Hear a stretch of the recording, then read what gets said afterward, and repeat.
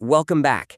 Today we're looking at a piece on Plug Power's potential reversal, titled Green Day for Plug. The comeback story begins now. Right. It's focused on that big convertible note offering and its 3 strategic pillars. Exactly. So let's jump straight in. Let's do it. So the material makes a really powerful, emotional case for this comeback story, It does. especially highlighting that move to retire the toxic 15% interest rate debt. That's a huge deal. A very big deal. But, there's a bit of a clash for me. The title is this big, triumphant fanfare, but the analysis itself is, well, it's very cautious. So a narrative dissonance. Yeah, that's a good way to put it. The weakness is treating those huge technical hurdles, the $2.10, the $2.50, and that 50-day moving average, At $2.92, yeah. as just footnotes. They're at the very end, almost an afterthought, instead of being central to the plot. Okay, so how do you fix that without over-sensationalizing it? Well, the suggestion is to weave them right into the core premise. So for an improvement, you could frame that $2.10 level not just as a resistance point, but as the first test. The first validation. Exactly. If it can't clear that, the comeback story hasn't even started. It's just a plan on paper. It turns a report into a real high-stakes narrative. All right, speaking of high stakes, let's talk about that massive $1.66 billion DOE loan guarantee.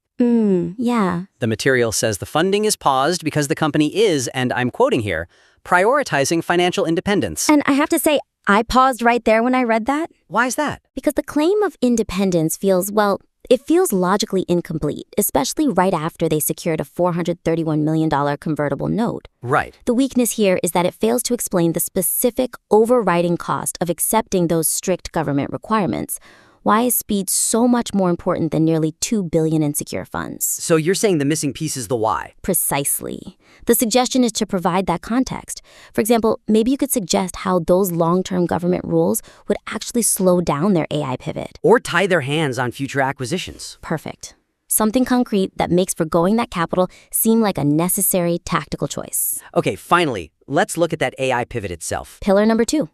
The sale of the electricity infrastructure rights in Genesee County. For about $275 million. A huge cash injection. An incredible amount of cash, yes. But here's my question. Is selling an asset a sustainable strategic pivot? Or is it really just a very smart way to fund debt retirement? A funding mechanism. Right. The weakness is the lack of clarity on how this single sale fundamentally realigns the business for the long term.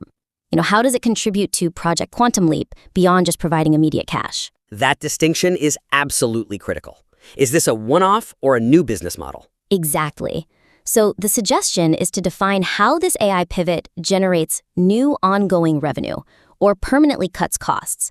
To improve it, you need to clarify, is this Genesee sale a repeatable model they can use on other assets? Or does it just significantly slash future CapEx needs? Yes, that definition is what determines the real strategic value here. This has been really insightful.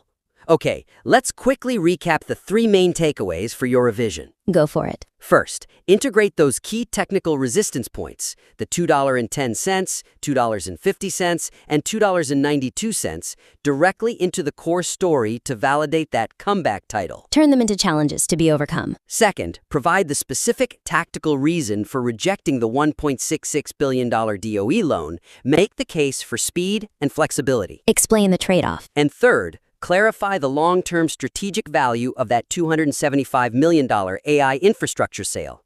Is it a one-time cash infusion or a new, repeatable strategy? We look forward to seeing the revised version. Submit your work back in and we'll give it another critique.